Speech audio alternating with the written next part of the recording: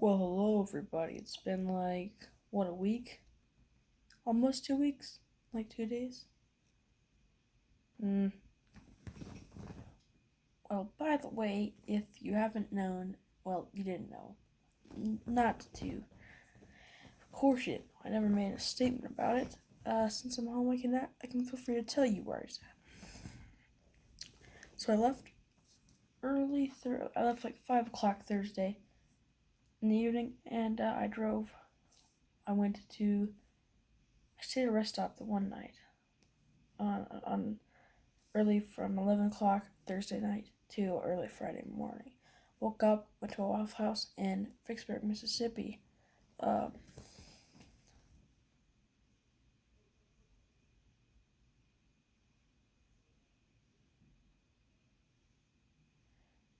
Stayed at my cousin's house. And went to a nice sushi place off Mint. Then by about that next day, we went to West Monroe, Louisiana, and Duck Dynasty and stuff like that. So we went to the Duck Commander place, went to a hotel, and the next day I spoke at I'm not gonna tell you where, but I spoke at a church. So it was cool, really cool. I thought. I mean, if you don't, I won't type the link, but you might be able to find it if you're a follower of the place. But yeah, it's really excellent time off. I've been able to relax a lot more. Um,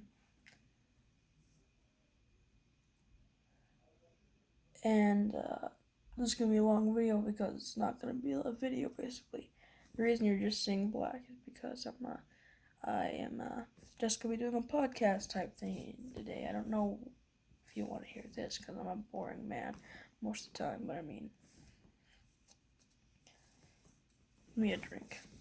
By the way, if you want to know, I'm not gonna tell you why I sound different because I'm kind of my sinuses are acting up. I'm just gonna say that.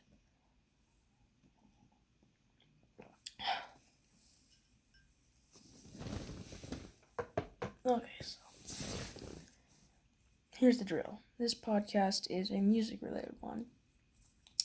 I could whip out my guitar on sometime, but this is a night podcast, so when time's the day ones, we'll start doing that. It's gonna be very rare to do this podcast, but it's gonna be a fun.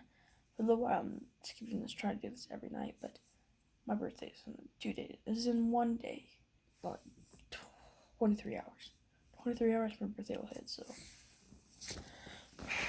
So let's talk about the Beatles, huh?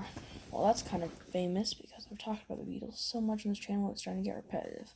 You might say, well, Drew, didn't you talk about all 5 of their movies and all 13 of their albums? Yes, I did, young man. And I did rank all the different albums, and I did talk a little bit about Paul. Well, I did a little short wishing Paul a happy birthday back on June 18th.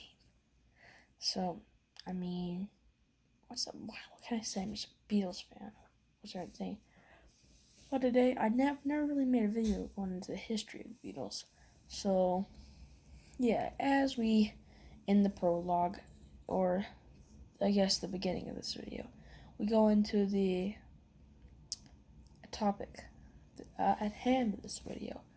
And that topic is, of course, the Beatles.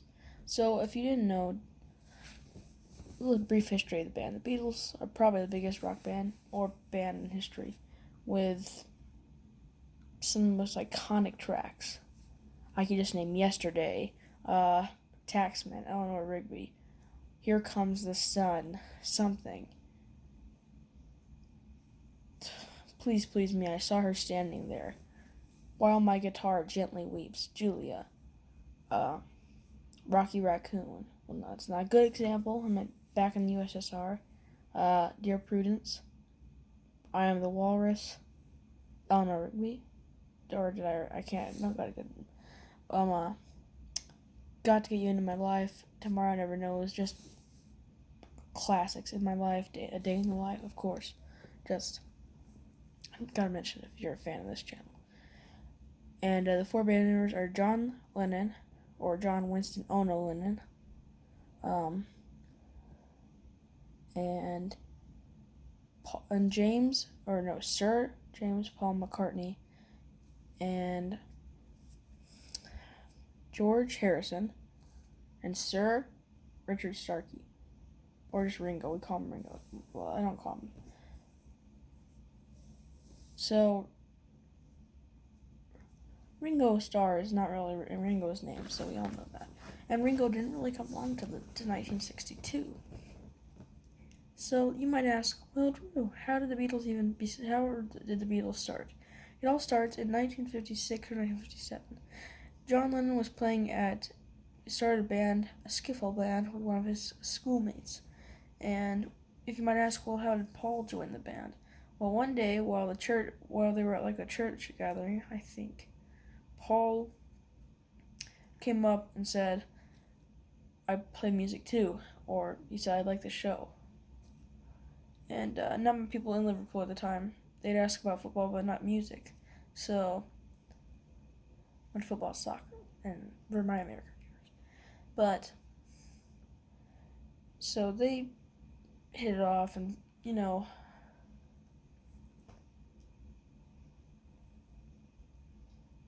course you have the Beatles. Eventually, well, for then, Paul was a guitarist. No, he was a guitarist. And you might say George Harrison. Well, George Harrison and Paul met on the bus. And George was used to doodle guitars in school. And Lennon was very cautious about adding him to the band because, you see, Lennon was 17, or was 16 but turned 17. McCartney, no, he was 17 in 1958, but he was around 17. McCartney was 16, and George Harrison was only like, I'm trying to think, he was 20 in 1963, so he'd be about 18, 19, 19.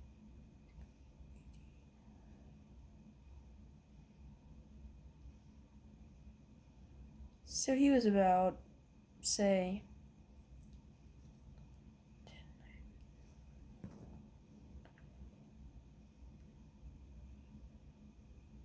he was 15. Or do I think he was? I'm pretty sure he was still 14 when he joined the band, so.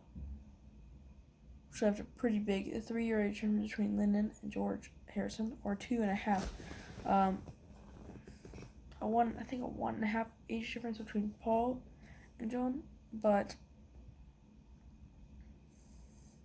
So you probably have heard of the Cavern Club, which was a place they played in 1961. It's probably the thing that really is famous with the Beatles. One of the things, the Cavern Club has become famous, and in Liverpool, it's called the birthplace of the Beatles.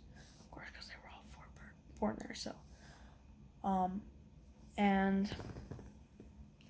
But I'd argue that one of the most famous trips the Beatles ever took was to Hamburg in 1960. Now, by this time, John Lennon had met a guy named Stuart Sutcliffe. And the two most of them really listened to a audiobook by Cynthia Lennon known as John. It goes into a really deeper look in it. I listened to it like a month ago, and it was really cool. And you find out the two most important people after Stuart passed away was Paul and Cynthia, before Yoko. But before it was Stuart, I think, and Cynthia. And then Paul, I guess Paul was basically, he very much adored Stuart, John did, and Stuart was out of the band as a bassist. And Pete Best, in 1960, was picked up as the drummer. Or no, that was 1961. Either, which, and this time they were smoking, and, they would use profanity on stage, which would change around. I'll tell you then. But so if you didn't know, the Beatles, they kind of flopped. One reason they did tremendously, of course, because they're the Beatles. But they were all kind of practicing at that point, and it's not the sounds of the later years or even the early Beatles years. They got good songwriting, but "Let Me Do" was written when Paul was like, I think 16. Yeah. And if you didn't know, Paul's first instrument was a trumpet. He traded it for a guitar though, because he wanted to be able to sing while playing. And you can't really do that while trumpet, of course you can. But so we get to the year 1961, and of course there's Pete Best, but unfortunately this year, Stewart quit the Beatles back around, I think, and he went back to art school to pursue it. But unfortunately, Stewart passed away of a stroke or something. I know it was something very bad, which struck John and scared him. Stuart Sutcliffe's then girlfriend at the time, was kind of a role model to the Beatles, and Stewart is what kind of got them the mop top iconic look. But if there truly is a fifth Beatle, there's many different ideas who the true fifth Beatle was. But I'd argue one or the second, the sixth Beatle, was Brian Epstein. Jumping forward, in 1961 is most famous for the Cavern Club in the February. The Cavern Club used to be a jazz place, but it had to move forward to the rock and roll era. But truly a good year for this band. In 1962, a man known as Brian Epstein, who had worked in a record company, his family record shop, came across some guy who came in asking for a Beatles record, and Brian was not able to find one. So he tracked down these Beatles and got a friendship with John Lennon. All as you would find out, there's many rumors that say John was gay, but John Lennon was gay and he liked Brian, but that's false. As Cynthia would say, he's a very heterosexual man, and which is, if you didn't know, heterosexual means straight, so I'm just going to bring that out because younger viewers may not know what that means. Most of us know what that means, though. But, so basically, John Lennon was very fond of Brian, and he was the one that convinced him to quit smoking and using profanity on the stage. He also had them to start wearing suits and leave the teddy boy look they had went with for a little while. This is also the iconic birth of the mop top. Other big things this year: Ringo from Rory Storm and the Hurricanes band just got cut. So he found the Beatles, and they all had seen him before and were quite fond of Ringo. Pete Best was a good drummer. Some people say, there's a rumor that John said that Ringo was a bad drummer and Pete Best was better. Not true at all. He never even said that. Said how people treat Ringo like he's second, like he's the worst one. Of course, he's no McCartney, Harrison, or Lennon, but he's Lennon, McCartney, Harrison. He's not them, but he's got his own personality, and you always gotta love Ringo. He's one of the happiest guys in there, so I love the guy. In a heterosexual way. So don't say I'm gay. Please don't. No offense to anyone who's gay. I'm just saying he's a good guy and I respect him. But yeah, so after this, so basically their first single, Love Me Do, was released in October 1962. And as a year, this year was truly a big step in the right direction for the Beatles. But will 1963 be better? Yes. Leading into the first few months of 1963, and the first ever album, Please Please Me, was recorded in one day. which is I think 14 songs. So very good. And for the choice in the shout vocals, John Lennon had to buckle his voice, so he had to basically gurgle milk. His voice was very different, and it sounded very weird off for a couple months after all the pressure on his voice he had to do that day. The others had it too, but John really had to. And the final one, of course, had to buckle his voice down, which is a very hard thing to do.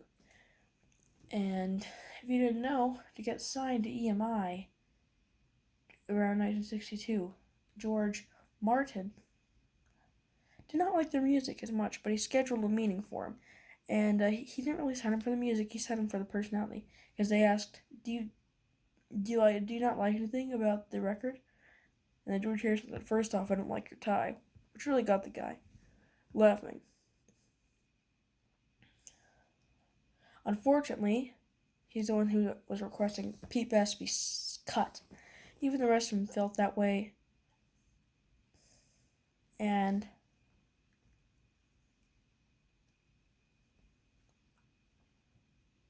as a slight note, whenever there's a documentary made which was produced by Pete Best, it was kind of biased to his side, which was like in the 70s, I think, before Lennon passed away. But yeah, it was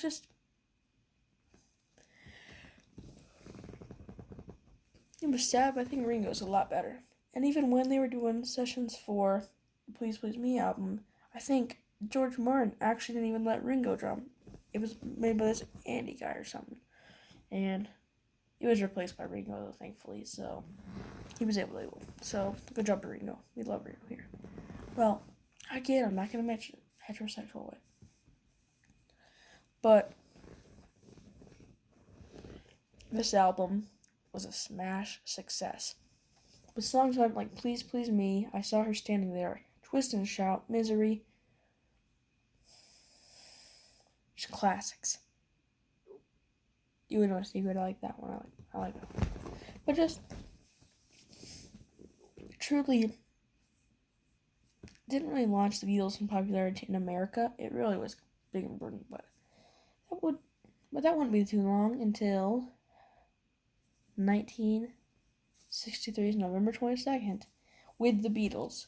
With the Beatles was released the same day President Kennedy was assassinated, and some say it was successful because it brought the American public off of this dark time, the president they had supported being murdered in one of the most brutal ways.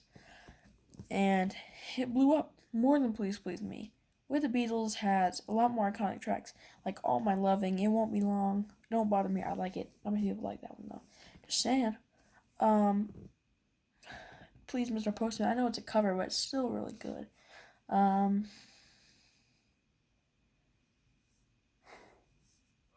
usually it's a good album, if you ask me.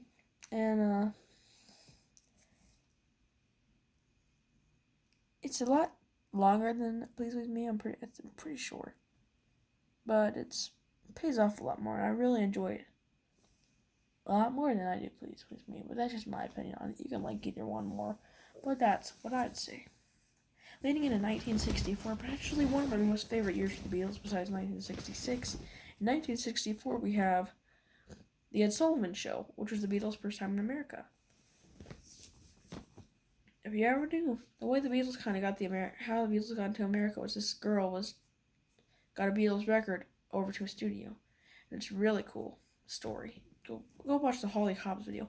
If you're gonna really watch the full history of the Beatles, go watch Holly Hobbs. He has all these amazing videos that go into the Beatles in depth better than I do. But basically, Ed Sullivan went in 1963 and saw the Beatles with his wife in Britain, and he called them over in February 1964, and their first tour in New York is classic in America, meant. And the performance they did was stellar. It was good itself, really good. For 1964, it was truly a big event. Seeing all the fans scream as the Beatles left the plane really showed me how excited people used to get for musicians and how music has really fallen. I'll really get into that later, but yeah.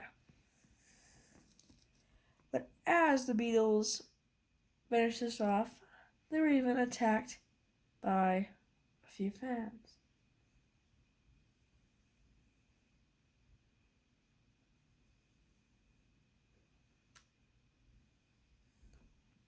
Which apparently, if I was the Beatles, I would be upset.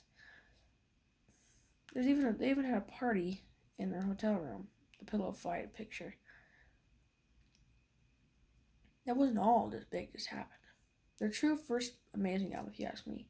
A Hard Day's Night, along with a film, which is a classic. It's my favorite movie of all time.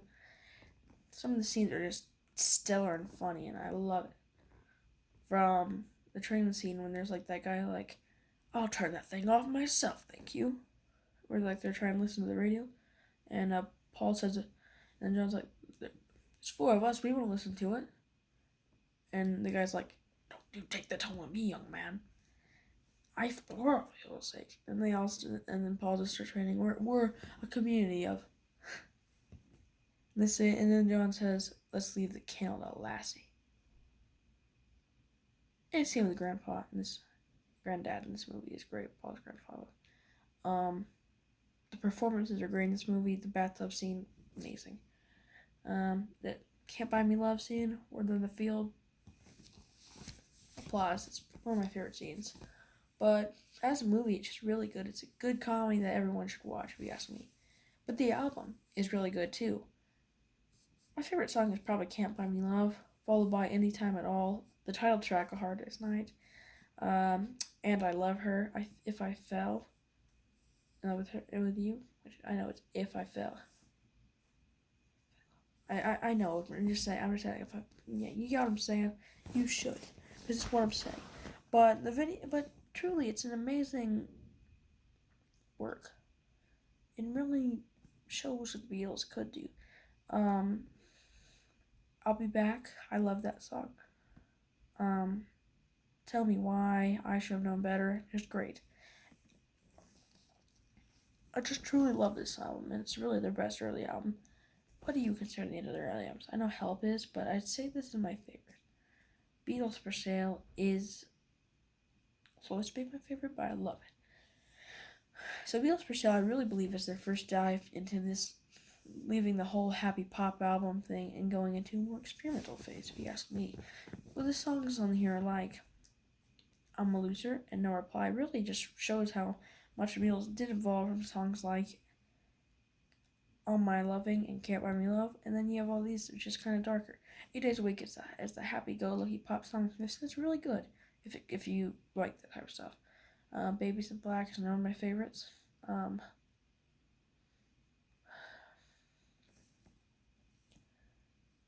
There's many others I like in this album. I just don't really feel like mentioning them. Which is kind of weird in the end, but I mean, I can't really get stuck on this album. It was released on December 4th, 1964.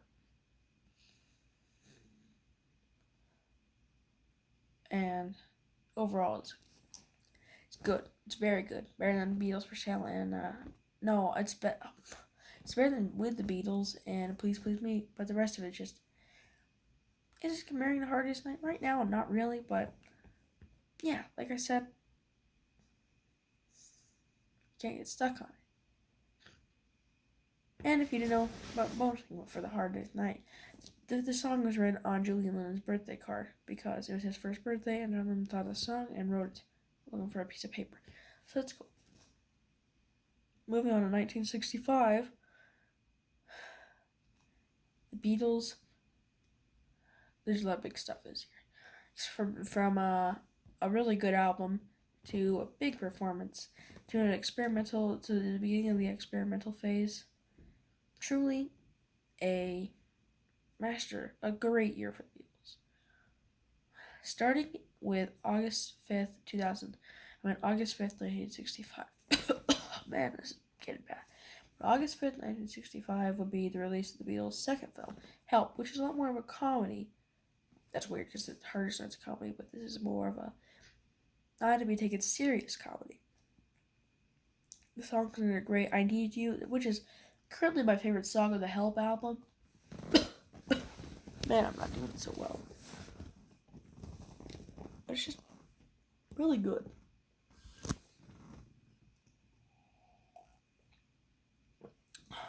need drink. By the way, Help is a good song anyways, the title track. But Yesterday, another classic acoustic. It's truly amazing. And You're Gonna Lose That Girl, another remarkable song, if you ask me. The scene's really cool. It's like you see how the other recordings going, and it's just really cool. And they try to drop Ringo through the floor. It's also got a funny scene where they're like, "Are you Ringo?" And they offer money for the ring. Like the secret cult offers money for the ring, and Paul's like, and then they think Paul's Ringo, and they think John Lennon's Ringo. It just shows how they don't even know who any of the Beatles are. So it's funny that it's like these the secret cult in the movie don't know who any of the Beatles are. So like, and like the meeting with the help scene, as it's like on a movie theater looking thing. Well, they're like trying to sacrifice this girl, but she gets the ring off in time, and then they get upset because they're, man, I can't really keep off this movie. Is it good? Really good. Is the album good? Really good. It's the end of the early Beatles period, but that's leading into the later Beatles period.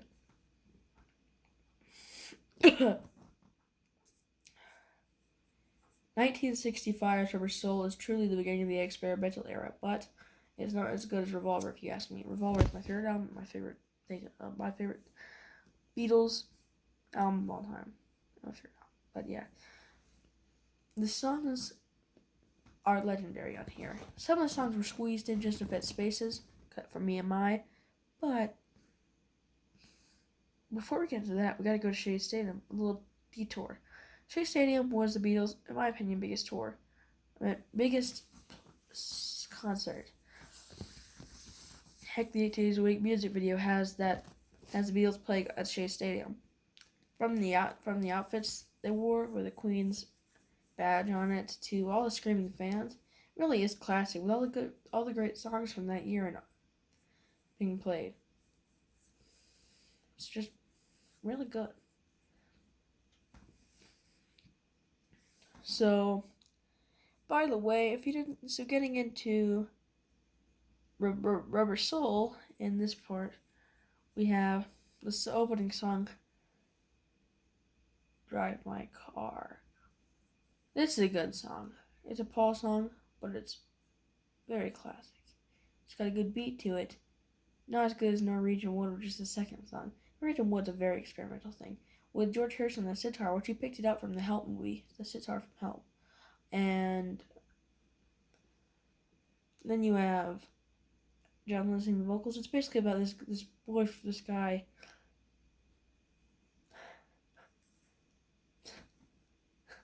Yeah, John Lennon made a joke where they thought like that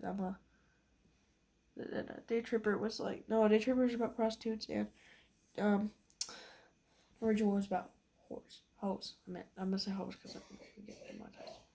But so Day Tripper was Original was a very good track. Nowhere Man is a very pop soundtrack, but it's really good. Tiny Tim did a rendition of this, and it's a pretty good one. So it used to be my favorite, but it's not right now. Girl is a remarkable track of this. It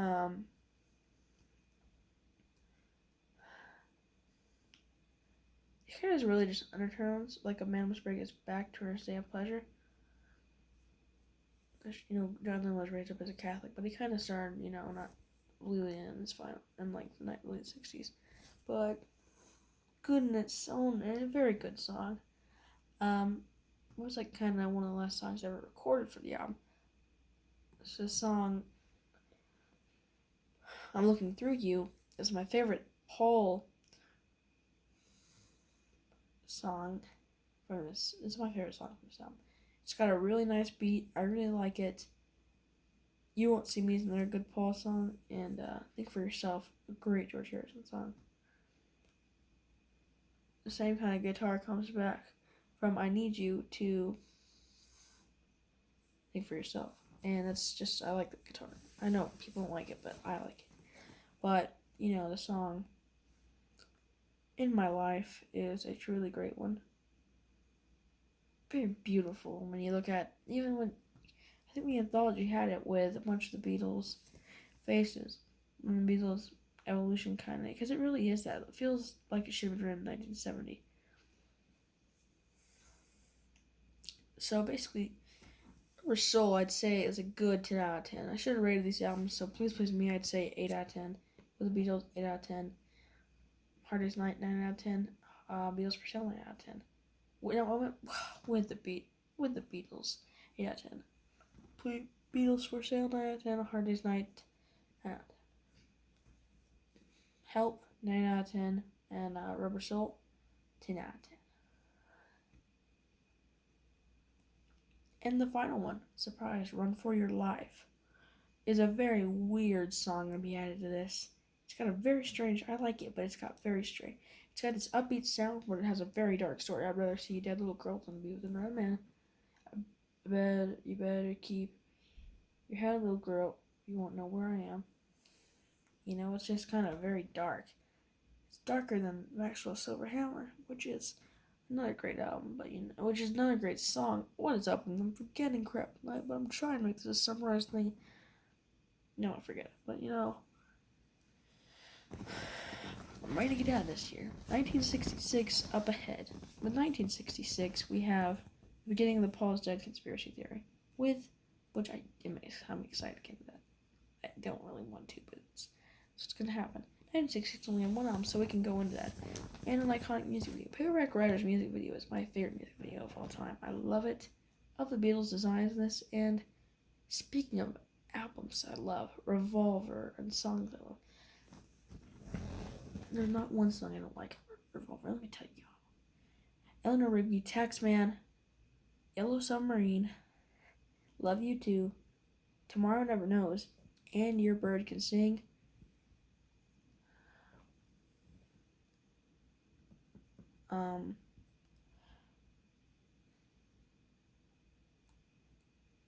Got to Get You Into My Life.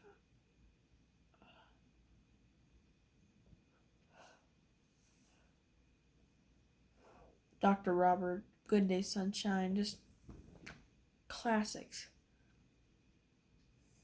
Neither George Harrison's song, which I can't remember. Dang it, I don't have any.